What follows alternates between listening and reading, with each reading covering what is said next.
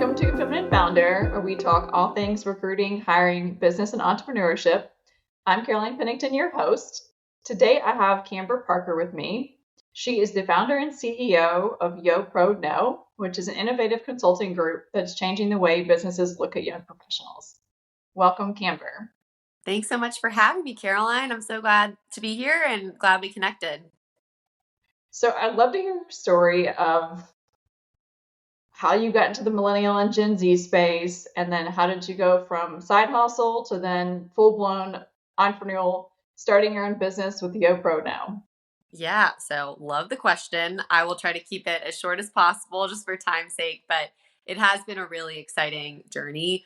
I started really the YoPro journey started for me right after school. So I left Furman University in Greenville, South Carolina, and I went to work for a Fortune 250 insurance company in Tennessee. And I know that's what everybody dreams of, right? To work for a large insurance company. And I quickly learned there were a lot of gaps in my own first career. Of course, now looking back, I know exactly what the problems were and why I ultimately ended up leaving after only a year. But I saw gaps in my own career. And that was what led me to start a blog where I started interviewing young professionals from across the country. Truthfully, it was just to understand if I was the only one out there feeling this way or if there were other people. And so selfishly, it was a little bit, it was really because of that. And then as I started talking to people across the country and realizing that somebody who was in manufacturing or retail had the same thoughts and feelings as somebody in the accounting world or the finance world, right? I felt like there were all these overlapping themes and messages, and so for 5 years we had a blog, and about 2 years in, I realized, okay, this is taking a lot of time. I love it, but how can I monetize this? How can I make this a full-time business one day? And so I'm sure we'll dive into all about that and how I got to this point. But it really started off with asking a lot of questions, a podcast as you're doing, and starting to put some pieces together. And so to date, we've interviewed thousands of young professionals, and we use that data to help us develop strategies for companies to attract and retain talent. So we've got a lot of really cool milestones that have happened over the past 5, 6 years, but I was able to ultimately take the business full time in July of 2022. And since then, we have really developed into a strong consulting group. I've got a team of 5, and I speak and train nationally now. So it's been a whirlwind, but I'm really, really proud of what we've accomplished. I love what you're doing, and I'm fascinated with it because even I'm an executive search recruiter. I just work in the executive space, but still the executives are trying to figure out how to incorporate millennials and Gen Z, how to recruit them, how to find them, how to recruit them, how to engage with them, how to keep them. And so it's this whole thing, and I think it's very needed what you're doing. Thank you. So I'm going to break this question into 2 parts because I'd like to hear from you. What are the top 3 topics that are most important to Gen Z? Mhm. And then what are the top 3 topics that are most important to millennials? Mhm. So I'm glad that you asked in 2 parts because, an important kind of key factor that you just alluded to is we don't just look at Gen Z. I think that's a really common misconception, but I am here to provide value for all young professionals. And young professionals, by definition, are 21 to 39 years old. So there's a really large range there. And we don't have enough data on this yet, but the Gen Zers who are 17 to 21, right? The typical college age, there are a lot of young talent that are going straight from high school into the workforce. We're starting to see that a lot more, as you know, in your industry. And so 17 to 39 is a really large range. So when we interview and survey young professionals, we are looking at a large pool of people. And so I'll actually combine the answer because what we have done in our most recent report, which you can find on our website, it's free. It's the current state of young professionals today. We gathered between both Gen Z and millennials the top 5 factors that influence young professionals to choose to work for a company and then to stay at a company. is communication and expectations, meaningful work. And we're finding that a lot of Gen Z really they can respond, they really resonate with this response. So they're looking at the job itself. Like, is it meaningful? Do they feel fulfilled to wake up every day and come to work? Is the company living out values, right? Core values. Are they replicating what's on their website? Number three is culture. So, are you offering a flexible work schedule? Are you offering hybrid? Are you making everybody come into the office 100% of the time? And spoiler alert, that's not reaching a lot of young professionals right now, as most people know and have heard in the news. Four is professional growth and development. So, the way that even millennials and Gen Z define professional growth and development is different. And so, for today's purpose, because we don't have as much time, I won't go into all of it. But professional development, high level, is, what are you giving them ownership of? Are you offering leadership opportunities, mentorship opportunities? And then the fifth component is education and onboarding and ongoing education. So are you rushing as soon as they hit they get in and they're a candidate, immediately started working? Are you taking a week for their onboarding? Because an average of 3 months is what most people are looking for to feel successful, or to feel set up for success. So again, a lot more data is in our report. So I'd be happy to share that link with you so people can download it. But there's just a lot of really awesome data that we're able to bring to the table. And another piece that I'll mention is we are not your average company that is going to go and speak about Gen Z and millennials, because we do have our own data. And so again, I'm proud of that, because there's a lot of people in this space that are going in and talking about, well, millennials do this, Gen Z does this, but no one talks about the solutions. And so that's really where we pride ourselves on. So I hope that it's okay that I took that moment to say those things.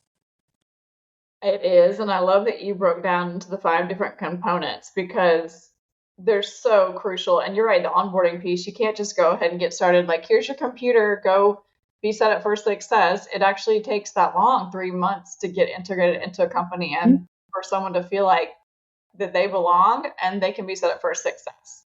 Right. Because every company is different with their idiosyncrasies, with how they do things, their processes, procedures, systems, Yeah. and employees. So let's say a company checks all these 5 boxes that you just mentioned. Mhm. How do they keep Gen Z and millennials motivated and loyal and keep that retention piece? Yeah. So exactly the 5 things that I just mentioned, if a company can do that really well, it will stand against a pay raise somewhere else, because really what that means is that they're valued and engaged. But what's really tough about that, Caroline, is it's really hard to do those 5 things really well, right? Like, it's really, really hard. And so what companies need to do, and what I encourage the companies that we work with and the companies that I speak with to do, is just ask. I have so many companies that will come to me and say, what motivates young people? And I always say, here's the data that I can give you, but there's always going to be an outlier. There's always going to be somebody that has a very different approach or value. So ask your team.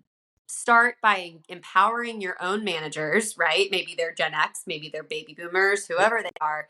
Empower them, have them ask their team members, and then figure out how you can customize it. Because in reality, it's not about giving in to young professionals and what they need. It's about adapting to the changing times. And we have to look back at how young professionals were raised, and what motivates them, and how they define communication and motivation and motivating factors is just different than their experienced professional peers and bosses. And so I think that's really more of the answer, is ask, and then you shall receive, right? You shall understand what those motivating factors are. And again, if you can communicate those really clearly, communication is the golden rule, right? If you can clearly communicate what your expectations are, and then have them do the same, and coach them and train them to do the same, you're going to be well ahead. So the key is communication. It's asking. That will engage them, and then that will empower them. And those are kind of the core values that I see companies that really do a great job of recruiting and retention. That's what I've been seeing. I love that. Just ask. It's very simple, but it goes a long way. And then also, I would add to that, after you ask and receive the feedback, act on it. Correct. Yep. I have so many stories about that. It's like, let's do a poll and see what people want. And then my favorite example is, multiple people said, we just want to, like, we want to be paid more, or we want more professional development opportunities. And the company CEO brings in pizza the next day, right? Like, you can't be tone deaf, and young people will notice that. And that's going to make them leave faster than you can even blink, right? And then look up. Pizza parties are not paying the bills. They're not paying the bills. Pizza parties are fine if you're also doing the other things we've talked about today. Add the pizza party plus the increase in my paycheck. Thank Correct. you. Correct. So, have you seen the data change over the past 5 years as you've started this project? Absolutely. I mean, when I first started, keep in mind, I was in my early 20s and I was interviewing people that were mostly older than me. But I was going from, again, 21 to 39 years old. As we have realized that it's even more important for us to stay ahead, we're starting to interview future young professionals. So they're Gen Zers, but they are not even in the workforce yet. So we're trying to get ahead of the curve a little bit. And so just the diversity in the data currently is really wild to me. But my favorite thing to do is actually check in with the people that I originally interviewed, because now it's, we have thousands of people in our back pocket. And most people are not at the same jobs that they were when I first interviewed them. So I think that's really fascinating. And we're trying to figure out how we can collect all of that information to just show our own turnover rate, because I think that just is very powerful to see that they're just kind of contributing to that stereotype. Um, but two, we've seen just technology change. We've seen just in the 5 years that I've started interviewing. I mean, 2018 was that first interview, and I look at it as pre-COVID and post-COVID. It's very different. Just I think I consider myself really lucky that I've had that kind of front seat to some of the workplace changes between 2018 and 2020 and then post 2020. So absolutely the data is wild. And Gen Z and millennials, while they are very different, they're not as different as you think.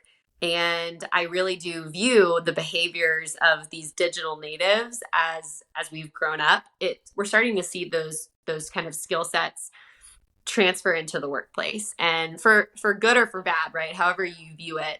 And so I think technology and the pandemic certainly are big impacts of that. So, what's the best way you would suggest companies to attract Gen Z? And then what's the best way for them to attract millennials? Mhm. So again, I'm going to combine the two because there are not as many differences as you would think. First things first, I just talked about how we're all digital natives, right? Gen Z more so than millennials, but millennials absolutely are considered digital natives in my mind because we are very tech savvy. Use Meet them where they are. We know where are young professionals currently? They're on social media, right? How many companies don't do a good job of using social media to attract talent? Most of them, right? Million. Most of them are not using it. I mean, I constantly have conversations with clients and future clients, and they'll say, well, I we're just really struggling to bring people in. And I always ask, what kind of social media channel do you have? Usually I'll do my research before. And they're like, well, we have Facebook. Well, we know that millennials and Gen Zers are not on Facebook. So it's as simple as, oh, what if we added Instagram and YouTube? And just a couple of numbers for you. In our recent report that we did, 70%, just about 70% of young professionals will look at a company's social media before they ever look at your website, before they ever apply. That's really powerful. What is your brand saying about you? Are you creating an authentic brand? Gen Z in particular, they really look for that authentic brand, and they're going to be able to tell if you're not authentic right away. And then of course, if you externally have a strong presence, you need to make sure that what you put out on social media matches what's internal. And so social media has really been a big way for us to start work with clients because it's usually the first touch point, because creating a social media strategy is the low hanging fruit.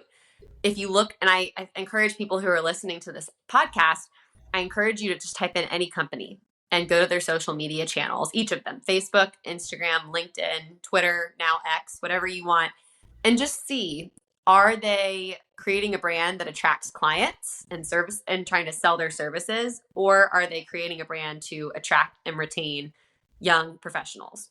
Because that is where you're going to do it. And the last piece of information I'll share is 88% of Gen Zers between the ages of 13 and 26 are on YouTube Shorts. That is really, really impactful. YouTube Shorts are the vertical component that you can repurpose from Instagram Reels. And I just did one this morning. You create an Instagram Reel and then you can just copy and paste that over into YouTube. They're on there. So how can you meet them where they are to educate and raise awareness of your industry and of the positions you have open? And then how can you retain them using videos once they're already in? And so that's really where my passion kind of takes off. I think that it's really easy for companies to do this. They just don't have the tools. I'm a millennial and I did not know about YouTube Shorts. So after we get done with this, I'm going to go down the rabbit hole of doing that. I think that it's a really great way for you if you're trying to attract an audience that is Gen Z. So Gen Z represents close to 30% of the workforce now, and that number is just continuing to increase. What can employers be doing to make adjustments to accommodate this generation when they're hiring them and then after they've been hired? Yeah, so I think I can kind of go back to something I've already shared, which is you have to create an authentic brand. I mean, that is, companies want, or excuse me, Gen Z wants to work and buy from companies that they believe are authentic. So what does that mean? It's not selling, right? It's not going on there and saying, we offer X, Y, and Z. It is creating a tone, creating a brand, giving information away for free. That is going to get your young professionals hooked. I have never personally encouraged a client to try to get an influencer because a lot of the companies I work for, that does not really fit with their brand. But social influencing is it's a very big practice that Gen Z relates to. And so again, as you're looking for working with companies, whether it's on social media or in the office, being authentic and really like focusing on the person as opposed to the process, I think is going to make the biggest difference, and that's going to make certain companies stand out over others. How can our listeners find you? I'm all over the place. You can first definitely go to our social media. Obviously, we've talked a lot about social today, so you can find us at theyoprono.com, or excuse me, our handle is at theyoprono.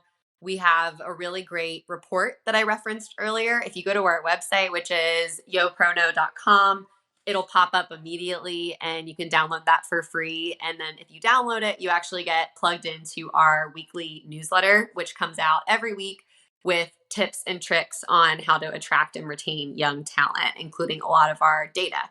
So a really great way to stay plugged in and also just see a little bit of what I've talked to you guys about today and kind of practicing what I preach, which is sharing a lot of free information in hopes that you'll learn something and start applying it in your workforce.